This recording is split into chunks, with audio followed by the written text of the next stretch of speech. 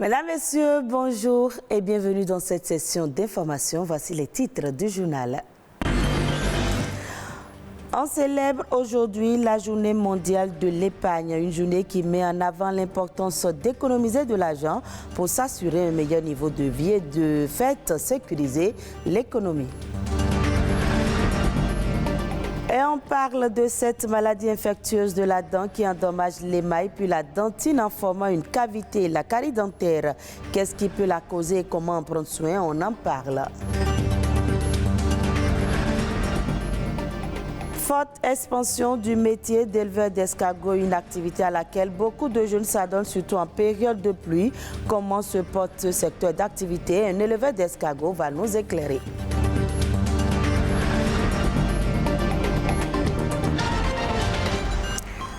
Merci de votre fidélité. Ce 31 octobre 2022 marque le 98e anniversaire de la Journée mondiale de l'épargne. Comme son nom l'indique, l'épargne est la partie non consommée du revenu disponible qui est mise de côté pendant une période donnée.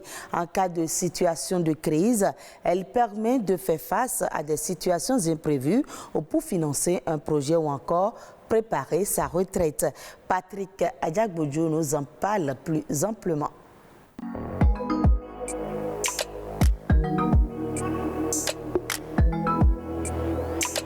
Nombreuses sont ces personnes qui renoncent chaque jour à certaines consommations immédiates et épargnent une partie de leurs revenus pour acquérir dans le futur une voiture, un logement, une parcelle et la liste n'est pas exhaustive. L'épargne est une action volontaire en vue de réaliser des projets futurs. Les économistes la considèrent comme une consommation différée dans le temps. De nos jours, les économies s'épuisent du fait des besoins qui s'augmentent au quotidien et les salaires ne suffisent parfois plus à couvrir toutes les dépenses minimum. L'épargne apparaît non seulement comme un moyen efficace pour parer aux imprévus, mais elle sert aussi à plusieurs autres fins, à savoir se prémunir contre les risques potentiels et les aléas de la vie comme le chômage et les maladies, acquérir des titres et des actions en espérant les revendre à la hausse et obtenir une plus-value. Il est aujourd'hui facile de distinguer plusieurs types d'épargne. L'épargne immobilière, l'épargne liquide et l'épargne financière de moyen et de long terme. La Journée mondiale de l'épargne met en avant l'importance d'économiser de l'argent pour s'assurer un meilleur niveau de vie. Mais aujourd'hui, l'on ne saurait parler de l'épargne sans associer les institutions financières ou les systèmes financiers décentralisés, puisque ce sont elles qui aident les populations à épargner en liquide et en nature la partie de leur revenu qui n'est pas destinée immédiatement à la consommation. Oui, l'épargne permet de préparer un événement comme le mariage, prévoir l'arrivée d'un nouveau-né, acheter une maison, faire un investissement immobilier ou mobilier, anticiper un voyage, faire de nouvelles études ou encore s'acheter un objet qui nous fait rêver. Parlons à présent de la carie dentaire. C'est une maladie infectieuse qui se traduit par une destruction progressive de la dent par des bactéries. Elle est très souvent le résultat d'une mauvaise hygiène bucco-dentaire et de l'accumulation de plaques dentaires sur la surface de la dent. Et si elle n'est pas traitée, une carie peut détruire votre dent. Quelles en sont les causes et comment évolue une carie dentaire si elle n'est pas traitée? La réponse dans ce reportage. Ghislaine souffre de la carie dentaire depuis des années, un mal qui l'oblige à consulter une fois par semaine. Et c'est ici, dans ce cabinet dentaire, qu'elle se fait ausculter. J'ai des douleurs dentaires, j'ai le problème de sensibilité, des fois j'ai le problème de carie, donc j'ai été obligée de venir voir la dentiste afin de trouver une solution à mes douleurs. Cette maladie qui apparaît comme une infection des tissus de la dent est provoquée par des bactéries présentes naturellement dans la bouche. Elle est aussi favorisée par la consommation du sucre et certains comportements à risque. Il y a plusieurs causes qui vont être favorisées, notamment par la mauvaise hygiène bucco-dentaire. Il y a des causes héréditaires qui peuvent vous favoriser. Il y a des causes nutritionnelles, l'alimentation. Et il y a des conditions de vie aussi. Tout ça, mais tout ça est notamment favorisé par la mauvaise hygiène bucco-dentaire. Une mauvaise hygiène des dents qui peut entraîner des conséquences graves sur la santé. Quand on ne soigne pas et qu'on laisse le mal évoluer, après les microbes sont directement transportés dans le sang, sur les organes, vont se greffer sur le cœur, sur les reins, sur d'autres organes. C'est pour ça qu'on exige aux patients qui ont d'autres maladies chroniques telles que le diabète, l'hypertension, les maladies de cœur, d'avoir une hygiène bucco-dentaire stricte. Pour prévenir cette maladie, il est conseillé d'éliminer la plaque dentaire qui se pose sur les dents après chaque repas. Se brosser régulièrement les dents devient la principale solution. Pour préserver son organe dentaire, la base, c'est une hygiène bucco-dentaire stricte. Il ne sert à rien de ne pas se brosser, d'utiliser des bains de bouche. C'est inutile. Une bonne hygiène bucco-dentaire est réglée simplement par un brossage matin et notamment la nuit.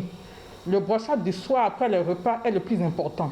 Mieux vaut prévenir que guérir. Dans le cas de la carie dentaire, la prévention est efficace et passe par une bonne hygiène bucco-dentaire. Au Bénin, la commercialisation de l'escargot demeure faible. Pourtant, sur le marché, la demande est forte. José Migan, éleveur d'escargots, nous peint le tableau de son secteur d'activité dans cet extrait. De nos jours, les gens commencent par découvrir les qualités et valeurs de l'escargot. Ça fait que la demande augmente. La preuve, c'est que sur le marché, lorsque tu vas pour avoir une quarantaine d'escargots, aujourd'hui, de gros escargots, il faut tourner autour de 20-25 000. Pour le gros, lorsque tu vas dans les supermarchés, le petit sachet qui contient à peine 250 grammes te coûte 5 000 et quelques. Mais l'offre n'accompagne pas assez. Et il y a aussi le fait que les exportations s'y mêlent aussi, parce que les gens demandent des escargots du Bénin, on essaie d'envoyer, même si c'est en telle quantité, ça sort quand même. Il ne faut pas décourager, ça c'est intéressant. Il faut encourager la production pour que ça puisse marcher. Parce que tu es là, il faut que les terrains s'adaptent à ça, il faut remplir telles conditions, il faut s'y adapter. Il faut que tu as moulé dedans d'abord les débuts, bien même que tu as une formation, c'est pas facile. Mais lorsque ça arrive, ça s'installe et que les trucs sont intéressants pour des bons, quand ça prend, c'est bon, il n'y a plus de soucis. On tourne autour de 100 kilos. Par an. Ce n'est pas suffisant. Vu la demande, ça ne suffit pas. Si on s'intéresse à ça, si on l'organise, on planifie, on ne parlera pas dans ces thèmes-là. Parce que le produit sera disponible et chaque fois, le cycle sera continuel. On sortira chaque fois au fur et à mesure. Et puis c'est établi, et puis c'est bien. Mais c'est un élevage qui dure un peu sur le temps. Ce n'est pas des élevages à cycle court, comme les poulets, les cailles, les canards, non. Chez les escargots, il faut attendre 6 mois, 8 mois pour avoir des choses de taille moyenne. En 6 semaines, je dis, les poulets, tu as déjà des poulets de 2 kg, 2 kg 5, 3 kg. Chez les escargots, pour avoir 350 grammes, il faut attendre 6 mois. Vous voyez que la différence est là, ça fait que c'est un peu lent. C'est un élevage très intéressant en termes d'apport de devises. Parce que les escargots ne demandent pas grand-chose, leur ration alimentaire ne coûte pas aussi cher, des herbes grasses, il faut suffit d'avoir la connaissance de savoir ce qu'ils mangent, d'améliorer un peu les résidus alimentaires, les fruits pourris, des trucs comme ça. Ils consomment ça à satiété et ils se développent normalement. La Banque mondiale prévoit un recul des prix de l'énergie, des métaux et des matières premières agricoles en 2023 dans un rapport publié mercredi dernier. Selon l'institution, les principaux facteurs qui devraient tirer des prix de l'énergie vers la baisse sont le ralentissement de la croissance mondiale, la baisse de la demande de gaz naturel dans un contexte de réduction et de la consommation au niveau des ménages et du secteur industriel et la hausse de l'offre pour le charbon. Le rapport révèle d'autre part que les prix des matières premières agricoles devraient refluer de 5% en moyenne l'année prochaine grâce notamment à une récolte mondiale de blé meilleure que prévue, à la stabilité des approvisionnements sur le marché du riz et à la reprise des exportations de céréales en provenance d'Ukraine. Il faut ajouter également que la dépréciation des monnaies de la plupart des économies en développement entraîne une hausse des prix des denrées et des carburants qui pourrait aggraver les crises alimentaires et énergétiques auxquelles nombre d'entre elles sont déjà confrontées. Un but minuscule, pas de gardien et un terrain aux dimensions de celui du handball. En Côte d'Ivoire, certains rêvent de voir le populaire Maracana, sorte de foot à 6, né sur les campus étudiants il y a une cinquantaine d'années, devenir un sport olympique. Un terrain de handball, des buts minuscules et 2 équipes de 6 joueurs de champ qui s'affrontent balle au pied. Voici le Maracana, un sport aux racines brésiliennes et inspiré du football, mais 100% made in Côte d'Ivoire. Chez nous, il n'y a pas de retraite. Depuis donc l'âge de 15 ans, 10 ans, 12 ans, vous pouvez pratiquer le Maracana tant que votre capacité physique vous le permet, jusqu'à 90 ans. Né dans les années 70 sur les campus d'Abidjan, le Maracana, dont le nom fait écho au stade mythique de Rio de Janeiro, s'est invité sur les plages, les terrains vagues et les salles d'entraînement. Ce foot à l'ivoirienne est même devenu un tremplin pour les jeunes qui espèrent passer pro. Je m'entraîne plus tard et je vais devenir comme Ronaldo. La petite taille des buts et du terrain font du Maracana un sport plus technique, mais aussi moins physique que le foot. L'occasion pour certains anciens joueurs de haut niveau de prolonger leur carrière. J'ai joué au stade et puis à l'Africa et j'ai joué à l'international au Burkina. Donc c'est après ma carrière en 2010, voilà, je me suis reconverti au Maracana. L'équipe ivoirienne a récemment remporté la Maracan, compétition africaine phare, un 8e sacre consécutif pour ses joueurs qui rêvent d'un jour voir le Maracana se hisser au rang de discipline olympique. Et voilà qui vient mettre un terme à ce journal, à revoir sur le site de l'ORTB, www.ortb.bj.